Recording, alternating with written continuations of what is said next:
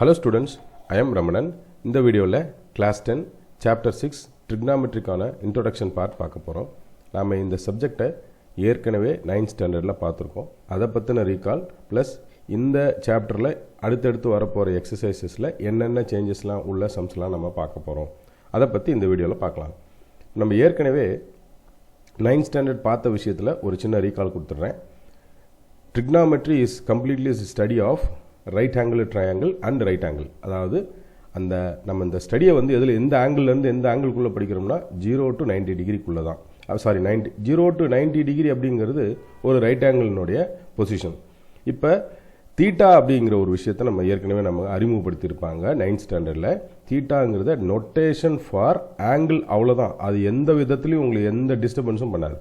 இப்போ எப்படி நம்ம ஒரு அல்ஜிப்ராவில் எக்ஸ் ஒய் எல் எம் அப்படிங்கிறது எல்லாமே ஒரு வேரியபிளோ, அதே போல் தீட்டாங்கிறது என்னது, ஒரு ஆங்கிளை குறிக்கக்கூடிய ஒரு நொட்டேஷன். அதையே ஆல்ஃபான்னு கொடுக்கலாம், அதையே பீட்டான்னு கொடுக்கலாம், அதையே காமான்னு கொடுக்கலாம், அதையே லேம்டான்னு கொடுக்கலாம், அதையே டெல்டான்னு கொடுக்கலாம். இது just a notation for an angles. இது கிரீக் அல்ஃபபெட் இது எல்லாமே. அதனால் இது ஒரு நீங்கள் இது ஒரு வித்தியாசமான ஒரு நிகழ்ச்சி, ஒரு வித்தியாசமான ஒரு நொட்டேஷன் அப்படிங்கிறத, இந்த நொட்டேஷனுக்கு எந்த விதமான வேல்யூவும் கிடையாது. நாம் அசைன் பண்ணாதான் அது மாறும். தீட்டா இஸ் ஈக்குவல் டு 45 அப்படின்னு நம்ம சொல்கிறோம் அப்படின்னா தீட்டாவோட வேல்யூ 45 வச்சுக்கலான்றதை நீங்கள் தான் முதல்ல சொல்லணும். ஸோ அந்த தீட்டாவோட ஆங்கிள் 0 to 90 உள்ளே இருக்கணும். அதுதான் இங்கே ஃபஸ்ட்டு பாயிண்ட்டே தான். ஓகே, இந்த ரைட் ஆங்கிள் ட்ரையாங்கிளில் தீட்டாவோட லொக்கேஷன் 2 இடத்துல இருக்கலாம். ஒன்று இந்த இடத்துல இருக்கலாம், அல்லது இந்த இடத்துல இருக்கலாம். வேறு எங்கேயும் இருக்கிறதுக்கான வாய்ப்பு இல்லை. ஏன்னா 3 ஆங்கிள். ஒன்று கன்ஃபார்மாக என்னது 90 டிகிரி. ஒன்று இந்த இடத்துல தீட்டாவோட வேல்யூ இருக்கணும், இல்லை இந்த இடத்துல தீட்டாவோட வேல்யூ இருக்கணும். அதாவது தீட்டாங்கிற நோட்டேஷன் இந்த 2 இடத்துல தான் இருக்கணும். ரெண்டுமே அக்யூட். அக்யூட் அப்படின்னா பிலோ 90 டிகிரி. ஒன்று 90 டிகிரி. இது இந்த ரெண்டுத்தினுடைய வேல்யூ இருக்கு இல்லையா, இந்த தீட்டா 1 வச்சுக்கலாம், இதை தீட்டா 2 வச்சுக்கலாம். தீட்டா 1 ப்ளஸ் தீட்டா 2 உடைய டோட்டல் வேல்யூ 90 டிகிரி எக்ஸீட் ஆகக்கூடாது. அப்போ தான் இது ஒரு 90, இது ரெண்டும் சேர்ந்தது ஒரு 90 அப்படின்னா டோட்டலாக 180 டிகிரி வரும். ஆங்கிள் சம் ப்ராப்பர்ட்டி ஜாமெட்ரிக்கல் ரூலை தாண்டி அது போகாது. ஓகே, அடுத்ததாக பேசிக் ரேஷியோ. இந்த basic ratio sine theta and cos theta, இது ரெண்டும் சேர்ந்தது தான் tan தீட்டா. அதை நான் பிறகு சொல்கிறேன். சைன் தீட்டா அப்படிங்கிறது உதாரணமாக தீட்டா இங்கே இருக்கிறதா வச்சுக்கிட்டா, ஆப்போசிட் சைட் பை ஹைபாட்டனஸ் அப்படின்னு சொல்கிறது. ஆப்போசிட் சைடுனா என்ன அப்படின்னா தீட்டாவுக்கு ஆப்போசிட் சைடு. ஓகே, ஒருவேளை தீட்டா இங்கே இருந்தது அப்படின்னா கிரீன் கலரில் போட்டிருக்கோம் பாருங்கள், இது ஆப்போசிட் சைடு ஆகிடும். கவனமாக இருங்க. ஏன்னா ஆப்போசிட் சைடுன்றது எப்பவுமே இந்த இடம் தான் கிடையாது. ஆப்போசிட் சைடு எப்பவுமே இந்த இடம் கிடையாது. எங்கே தீட்டா இருக்கோ அந்த தீட்டாவோடைய அதுக்கு ஆப்போசிட் சைடு. ஓகே, உங்களுக்கு புரியறதுக்காக இதை 2 கேஸாக நான் எக்ஸ்பிளைன் பண்ணுறேன். எப்படின்னா கேஸ் 1ல் இது 90 டிகிரி தான், கேஸ் 2லையும் இது 90 டிகிரி தான். இந்த பொசிஷன் எப்பவுமே மாறாது. ஓகே, இந்த 90 டிகிரிக்கு ஆப்போசிட்டில் இருக்கிறது தான் longest side. Longest side of the triangle எப்பவுமே. அப்போ இதுக்கு பேர் ஹைபாட்டனஸ். ஓகே, அதே போல் இதுவும் ஹைபாட்டனஸ் தான்,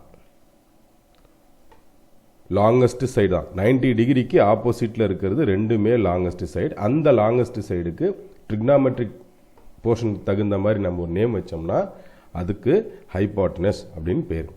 இப்போ தீட்டாவோட லொக்கேஷன் 2 இடத்துல இருக்கும் இல்லையா, நான் சொன்னேன் இல்லையா. தீட்டாவோட லொக்கேஷன் ஒரு வேளை இங்கே இருக்கலாம், அல்லது கேஸ் 2 படி இங்கே இருக்கலாம்.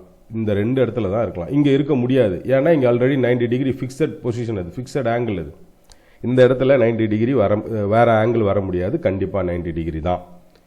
இந்த ட்ரையாங்கிள் எந்த டைரக்ஷனில் ரொட்டேட் பண்ணி போட்டிருந்தாலும் 90 டிகிரிக்கு ஆப்போசிட் ஹைபாட்டனஸ் தான். ஓகே, ஸோ இந்த இடத்த பொறுத்த வரைக்கும் இப்போ இது ஏன்னு வச்சுக்கலாம், இது பி, இது சி, அதே போல் இது பி, இது கியூ, இது ஆர். ஓகே, இந்த ட்ரையாங்கிள் கேஸ் 1 பொறுத்த வரைக்கும் சைன் தீட்டா அப்படின்னு நம்ம எடுக்கிறோம்னா பிசி பை ஹைபாட்டனஸ், அதாவது opposite side by hypotenuse AC. இந்த இடத்துல நாம் சைன் தீட்டா எடுக்கிறோம் அப்படின்னா opposite side PQ by PR. எப்படி, இந்த இடத்துல ஆப்போசிட் சைடு இது, இந்த இடத்துல ஆப்போசிட் சைடு இது. ஸோ தீட்டா தான் எது ஆப்போசிட் சைடுன்னு டிசைட் பண்ணும். ஆப்போசிட் சைடு டிசைட் பண்ணியாச்சு. ஒரு வேலை முடிஞ்சுது. ஹைபாட்டனஸ் தெரிஞ்சிருச்சு, ரெண்டாவது வேலை முடிஞ்சுது. கண்டிப்பாக இது அட்ஜசன்ட் சைடு தான், அதாவது தீட்டாவுக்கு அட்ஜசன்ட் சைடு. தமிழில் இதை அடிப்பக்கம்னு சொல்லுவாங்க. ஓகே, ஸோ அதே போல் இது ஆப்போசிட் சைடு அப்படின்னா இது அட்ஜசன்ட் சைடு. முதல்ல இந்த பேசிக் விஷயம் தெரியணும், எங்கே தீட்டா லொக்கேஷன். ஏன்னா இது வந்து practical application related sums like heights and distances நமக்கு வரும்போது இந்த பேசிக் நாலேஜ் இல்லைன்னா, இந்த பேசிக் நாலேஜ் வச்சு தான் இருக்கும் சம். ஏன்னா 2-3 இடத்துல ஆங்கிள் அங்கங்கே வைக்கிற மாதிரி இருக்கும். அப்போ நமக்கு புரியலை அப்படின்னு சொன்னால் சம்மை ஃபர்தராக கண்டினியூ பண்ணுறதுல நமக்கு கஷ்டம் இருக்கும். ஸோ இதை முதல்ல நல்லா கிளியராக தெரிஞ்சுக்கலாம். ஓகே, ஸோ உங்களுக்கு இந்த பார்ட் புரிஞ்சிருக்கும். அடுத்ததா ஆப்போசிட் சைட் பை ஹைபாட்டனஸ் இல்லையா, சைன் தீட்டாவோட வேல்யூ இப்போ நமக்கு தெரிஞ்சிருச்சு.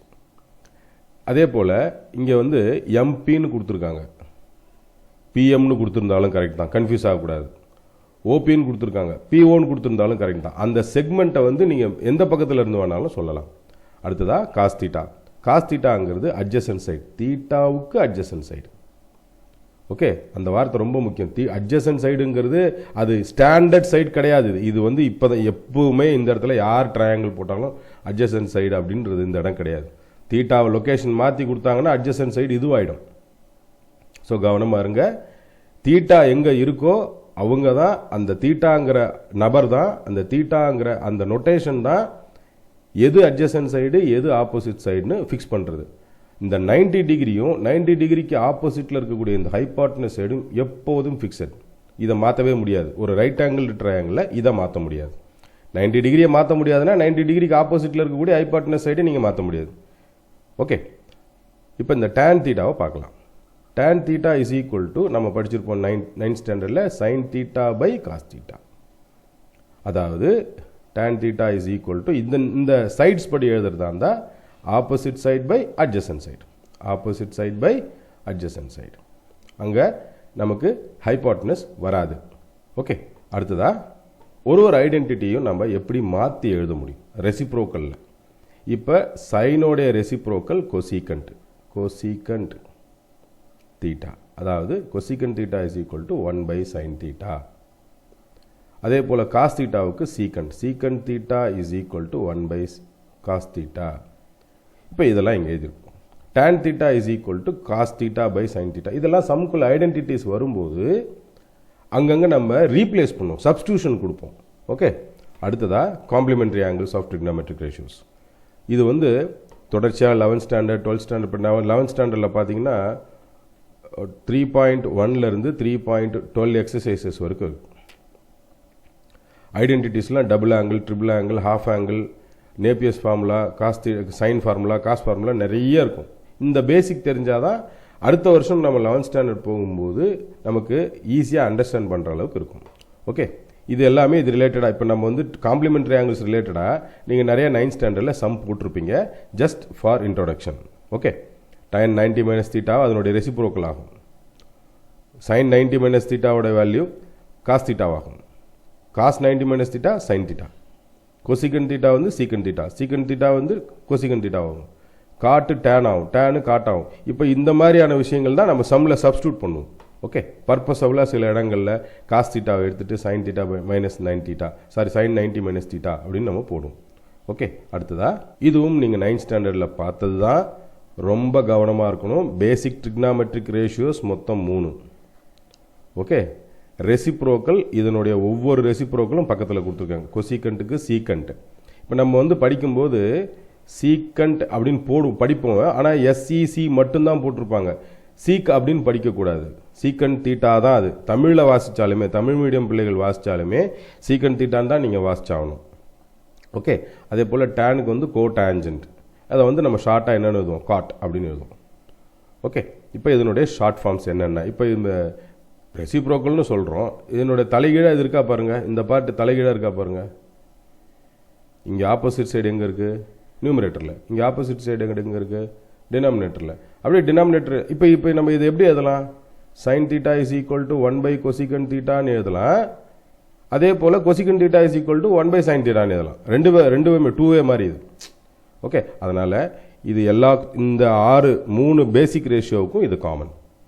அடுத்ததா வரப்போகிற 6.1 ஐடென்டிட்டி ரிலேட்டட் எக்ஸசைஸில் நாம் யூஸ் பண்ண போகிற reciprocal forms, identity and equal forms இதெல்லாம் இது கண்டிப்பாக நமக்கு மெமரைஸில் இருக்கணும்.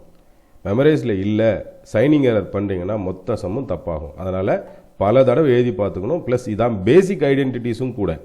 அடுத்தடுத்த வருஷங்களில் இது வராமல் இருக்கவே இருக்காது. ஓகே, இப்போ சைன் ஸ்கொயர் தீட்டாலேருந்து இது எப்படி வந்தது? நம்ம சைன் ஸ்கொயர் தீட்டா மட்டும் வேணும் அப்படின்னா இது ரைட் சைடில் கொண்டு போகிறோம். காஸ் ஸ்கொயர் தீட்டா மட்டும் வேணும்னா சைன் ஸ்கொயரை ரைட் சைடில் கொண்டு போகிறோம். இதுதான் இங்கே எழுதியிருக்காங்க. ஈக்குவல் ஃபார்ம்ஸ்ன்றது ஒன்றும் இல்லை, இங்கேருந்து டிரைவ் பண்ணது தான், எல்லாமே இங்கேருந்து வந்தது தான். இப்போ sec square theta minus tan square theta is equal to 1. சில நேரங்களில் 1க்கு மட்டும் நம்ம ரிலேட்டட் வித் இட்ஸ் இந்த பார்ட்லேருந்து நம்ம சப்ஸ்டியூஷன் கொடுப்போம். இந்த 1 எடுத்துகிட்டு இதை போடுறேன். கொசிகன் தீட்டா ப்ளஸ் அது அந்தந்த சம்மில் இருக்கக்கூடிய நேச்சரை பொறுத்தது. அந்த இடத்துல என்ன நமக்கு ஐடென்டிட்டி தேவை இருக்கோ அது ரிலேட்டடாக நம்ம ரீப்ளேஸ்மெண்ட் பண்ணுவோம். ஓகே, அதே போல் இது ரெசிப்ரோக்கல் ரேஷியோ. இப்போ தான் நான் உங்களுக்கு சொன்னேன், cosecant theta is equal to 1/sin தீட்டான்னு போடலாம், sine theta is equal to 1/cosecant தீட்டான்னு போடலாம். 3 பேசிக் ரேஷியோவுக்கும் ரிலவெண்ட் ரெசிப்ரோக்கல் ரேஷியோ இருக்கும். ஓகே, நான் அறிமுகப்படுத்தினேன் இந்த இன்ட்ரோடக்ஷன் பார்ட் உங்களுக்கு ரொம்ப ஈஸியாக யூஸ்ஃபுல்லாக இருந்திருக்கும்னு நினைக்கிறேன் ஸ்டூடெண்ட்ஸ். தேங்க்யூ.